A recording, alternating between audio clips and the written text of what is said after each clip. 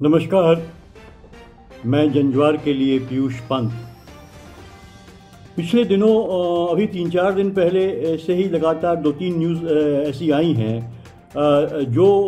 बहुत महत्वपूर्ण हैं। हालांकि उनका कवरेज हमने देखा कि टीवी चैनलों में उतना नहीं हुआ जितना होना चाहिए था। उसमें जो मैं आपको बताऊं कि एक खबर थी जो अभी जो मेघालय के राज्यपाल हैं सत्यपाल मलिक, उन्होंने एक बहुत बड़ी बात कही। जब वो बागपत में अपने घर गए थे तो वहाँ उन्होंने किसानों को संबोधित करते हुए, जहाँ किसानों के समर्थन की बात तो कही उन्होंने, और कानून को वापस लेने की बात भी कही। सरकार से ये भी कहा कि आप इनको जो है कि इस तरह का कानून बनाइए, जो समर्थन मूल्य के संबंधित कानून बनाइए। लेकिन एक बात उन्होंने बहुत ही बड़ी बात कही, वो थी कि जब वो जम्मू कश्मीर में राज्यपाल थे तो उस समय जो है कि मुकेश अंबानी की एक फ़ाइल आई थी वहाँ पे उनके हस्ताक्षर के लिए, और उन्होंने जो है उनको जो है कि 150 करोड़ रुपए की जो है घूस देने की बात भी कही गई थी, वो फीस देने की बात भी कही गई थी। लेकिन उन्होंने मना कर दिया और उन्होंने को टेक्निकल पॉइंट से रिजेक्ट कर दिया। और उन्होंने ये भी कहा कि प्रधानमंत्री के खास जो व्यक्ति थे उन्होंने उनसे सिफारिश की थी, लेकिन उन्होंने खुद प्रधानमंत्री से बात करी और जो है कि ये साफ मना कर दिया। दूसरी खबर एक है बहुत बड़ी है कि जो खबर है वो आर्मी में जिस तरह से देखिए सीबीआई ने जो छापे मारे हैं, और कम से कम जो है 30 जगहों पे उन्होंने छापे मारे हैं, 30 ठिकानों पे, और उसमें 17 जो आर्मी ऑफिसर्स हैं उनके खिलाफ जो है उन्होंने एक केस दाखिल किया है। और इनमें 30 जगहों पे रेड मारी गई है, 13 शहरों में रेड मारी गई है, और इनमें जो है लेफ्टिनेंट कर्नल से लेकर मेजर तक और सिपाही तक, और यहाँ तक कि कुछ सैन्य अधिकारियों के परिवार के लोग भी शामिल रहे हैं। ये एसएसबी के through, short service commission board के थ्रू, शॉर्ट सर्विस बोर्ड के थ्रू जो रिक्रूटमेंट का मामला था। और तीसरी खबर जो थी बहुत बड़ी थी जो खबर, वो थी स्कैनिया की खबर, जो घोटाला हुआ था, जो स्वीडिश कंपनी बस मैन्युफैक्चरिंग कंपनी स्कैनिया है, उसने ये आरोप लगाए हैं। यहाँ के अखबारों में ये खबर आई है कि जो है तीन वहाँ के अखबारों में और वहाँ के टीवी चैनल में भी ये खबर चली कि जो है कि स्कैनिया ने जो है अपनी बस जो दी है वहाँ पे भारत में, और कम से कम 7 राज्यों में जो बसें दी थी, उसमें जो है गंभीर जो आरोप लगाए गए हैं कि घूस दी गई थी उनके अधिकारियों द्वारा, और तब जाके जो है वो बसें ली गई थी। और सीधे जो है रोड ट्रांसपोर्ट मंत्री जो हैं नितिन गडकरी का नाम भी इसमें आया है। हालांकि नितिन गडकरी जी के कार्यालय ने इसको मना किया, इस बात से इनकार किया है। मैं इसलिए आपसे कह रहा हूं कि ये खबरें जो कि मुख्य धारा के मीडिया में चलनी चाहिए थी वो वहाँ चली नहीं इस तरीके से। उसमें बहस होनी चाहिए थी लगातार, और इन पे क्या नाम पूरी रिपोर्ट्स आनी चाहिए थी, लेकिन ऐसा कुछ हुआ नहीं। इसीलिए शायद इसका नाम, मीडिया का नाम गोदी मीडिया रख दिया गया है कि कोई इस तरह की बहस नहीं होती है। जबकि सुशांत सिंह मामले में आप देखिए, जो कि उसकी हत्या है या आत्महत्या है, कितने जो दिन लगातार जो है इस तरह की बहसें होती रही, खबरें बनती रहीं। लेकिन ये जो भ्रष्टाचार के मामले हैं इनको लगातार मीडिया ने नज़रअंदाज कर दिया है।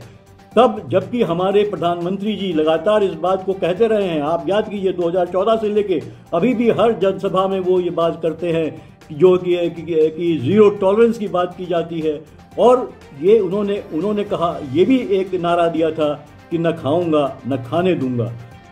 तो आप कह सकते हैं कि साहब इसमें प्रधानमंत्री तो कहीं नहीं दृश्य में है, उन पे तो कोई इल्ज़ाम नहीं है, लेकिन प्रधानमंत्री के जो इर्द गिर्द लोग हैं उनकी नाक के नीचे अगर इस तरह का भ्रष्टाचार हो रहा है, इस तरह की घूस की बात आ रही है, तो फिर निश्चित रूप से प्रधानमंत्री भी जो है इससे ऊपर नहीं हो सकते हैं निश्चित रूप से, क्योंकि उन्होंने ये नारा दिया और वो उनका ये कर्तव्य बनता है कि अगर वो ये बात कह रहे हैं तो इस तरह की जो भ्रष्टाचार के मामले हैं वो उनके शासनकाल में न आए। तो अब मैं आपसे बात इसलिए कर रहा हूँ इस तरह की, क्योंकि देखिए 2G मामला था, 2G मामला, और याद करिए आप जिस तरह से हुआ था, जिसमें कांग्रेस यूपीए सरकार चली गई थी। आज भी जो है 2G का मामले का जो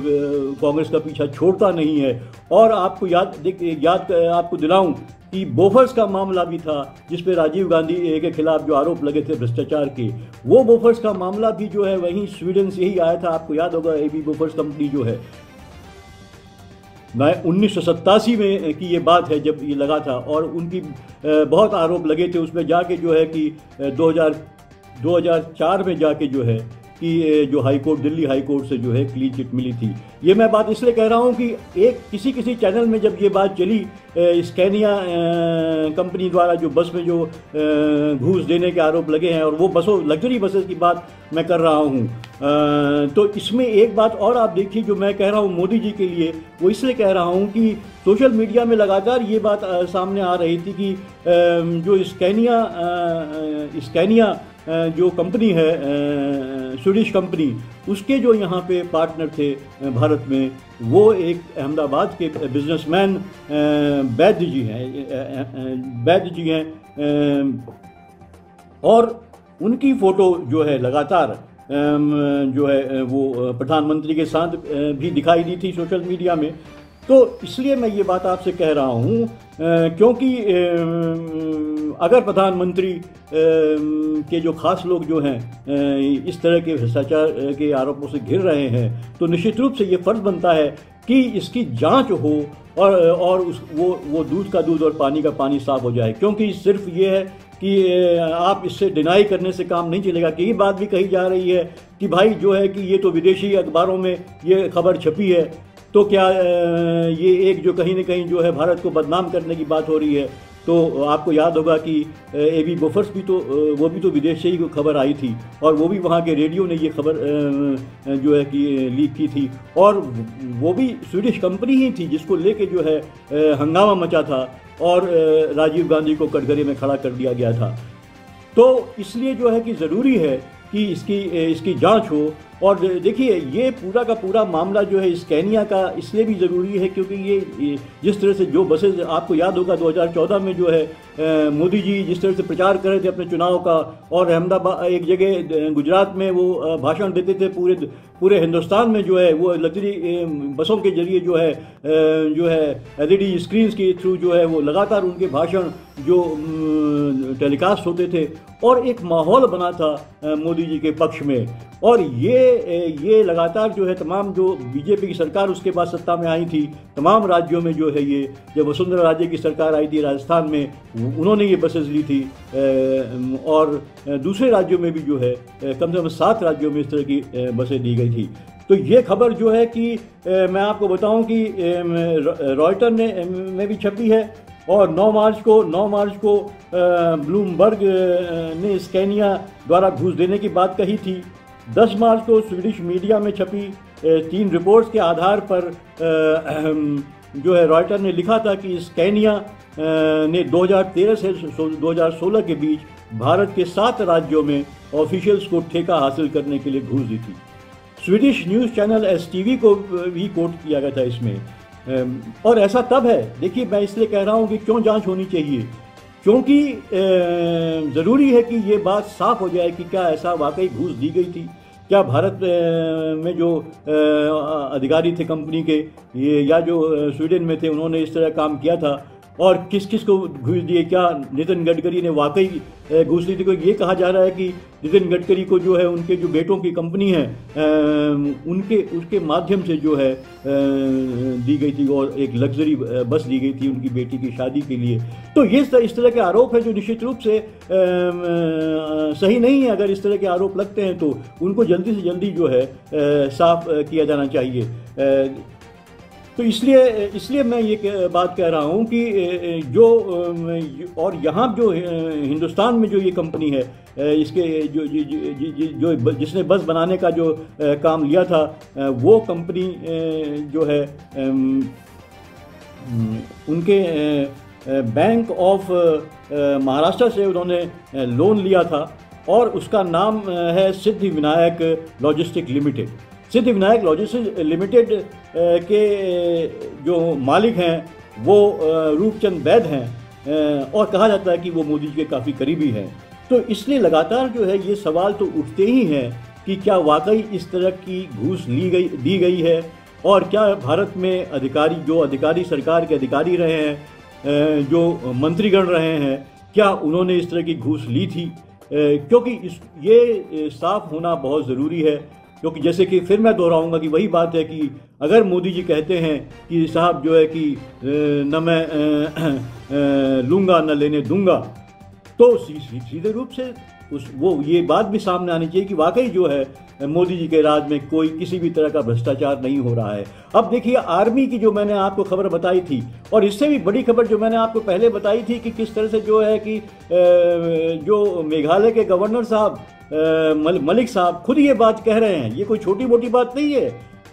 ये तो खबर बनती है साहब, और ये खबर होनी चाहिए थी, इस पे बात होनी चाहिए थी। वही अंबानी जी मुकेश अंबानी जिनके आज घर के बाहर जो विस्फोटक से लदी जो गाड़ी मिली और उसको लेके इतनी खबरें बन रही हैं, उसमें तमाम चीज़ बातें कही जा रही हैं और जो है कि ये उसकी अब जांच भी एनआईए कर रहा है और ये कहा जा रहा है कि भाई साहब इसमें कहीं न कहीं कोई षड्यंत्र शामिल है। हालांकि कुछ लोगों का ये कहना है कि ये पूरा की पूरी जो स्टोरी है वो कहीं न कहीं जो है कि महाराष्ट्र सरकार को बदनाम करने के लिए, उनसे बदला लेने के लिए रची जा रही है। और दूसरे कुछ लोगों का कहना है कि कहीं न कहीं जो है मुकेश अंबानी को जो है सुरक्षा मुहैया कराने के लिए ये सब खेल रचा जा रहा है। बहरहाल जांच में ये सब चीज़ें सामने आएंगी कि असलियत क्या है, लेकिन मैं इसलिए कह रहा हूं कि वही मुकेश अंबानी को जिसको कि जो लगातार देखिए आप वो इतने क्लोज है वो भी मोदी जी के, और वो इस तरह की बात अगर करते हैं गवर्नर साहब के पास फाइल को क्लियर करने के लिए 150 करोड़ की घूस का ऑफर दिया जाता है किसी के द्वारा, और वो भी प्रधान पीएमओ के करीब कोई व्यक्ति हो उसके द्वारा, तो निश्चित रूप से एक बहुत बड़ा सवाल है। क्या हम ये मान लें कि इसको तो हम नहीं कहेंगे, मोदी जी कहते हैं, मोदी जी के लिए कहा जाता है कि मोदी है तो संभव है, तो ये तो संभव नहीं होना चाहिए। यहाँ तो 56 इंच सीने की बात कही जा रही थी, तो फिर ये किस तरह का भ्रष्टाचार चल रहा है? हर तरफ भ्रष्टाचार चल रहा है। तो फिर अगर ये एनडीए सरकार या मोदी सरकार किस तरह से जो है यूपीए सरकार से अलग है, जो वहाँ भी भ्रष्टाचार था वहाँ भी स्कैम्स थे, तो यहाँ भी तो स्कैम लगातार एक के बाद एक निकलते चले आ रहे हैं और उनको छिपाने के दबाने की कोशिश की जा रही है और उनका कोई कवरेज नहीं हो रहा। जो कुछ भी कवरेज हो रहा है वो सिर्फ सोशल मीडिया में हो रहा है, और अब तो उस सोशल मीडिया पे नकेल कसने की तैयारी भी हो रही है। तो हमें सोचना होगा, आपको सोचना होगा, क्योंकि अगर प्रधानमंत्री ये दावा करते हैं कि वो एक बेहतर प्रशासन दे रहे हैं और वो जो है कि बिल्कुल भ्रष्टाचार जो है को बर्दाश्त नहीं करते हैं, तो निश्चित रूप से उनको बिल्कुल इसकी जांच करवानी होगी और तमाम ये मीडिया में इस बात पर डिस्कशन होना चाहिए ताकि जनता को पता लगे कि सच क्या है और झूठ क्या है। क्योंकि सिर्फ हमेशा आंखों में एक पट्टी बांध के जो है कि काम नहीं चलेगा, क्योंकि अंत में जो है क्या होगा कि इस तरह की चीज़ों को आप छुपाएंगे, दबाएंगे, तो अंत में ये पूरी व्यवस्था को निगल जाएंगी और आप जो है बिल्कुल ठगे हुए महसूस करेंगे। क्योंकि अगर सरकार ये भी सरकार वही है जैसे पिछली सरकारें थी, तो फिर इतना हल्ला गुल्ला क्यों, इतना महिमा मंडन क्यों, और फिर आप क्यों इस तरह से उनके समर्थक बन जाते हैं? क्योंकि ये भी वही कर रहे हैं जो पहले की सरकारें कर रही थी, यहाँ भी वही भ्रष्टाचार है जो पहले था, तो फिर जो है कि इतना गुणगान क्यों? ये आपको सोचना होगा। और वरना जो है कि ये देश की अर्थव्यवस्था खतरे में है, देश की अर्थव्यवस्था चौपट हो जाएगी और पूरा का पूरा जो है देश, जिस तरह से जो देश को तमाम यहाँ की जो है इकाइयों को, सरकारी उद्यमों को बेचने की तैयारी चल रही है, तो ये सब मिला जुला के आप ऐसी स्थिति में पहुँच जाएगा देश कि फिर उसको वहाँ से एक बेहतर स्थिति में लाना मुझे लगता है शायद बहुत मुश्किल होगा। तो ये बहुत बड़ा सवाल है, इसलिए आपको सोचना होगा और सोच समझ के ही जो आपको ये है कि इस तरह के लोगों का समर्थन करना होगा जो इस तरह के काम कर रहे हैं या जो सच को छिपाने का काम कर रहे हैं। फिलहाल आज के लिए इतना ही। नमस्कार।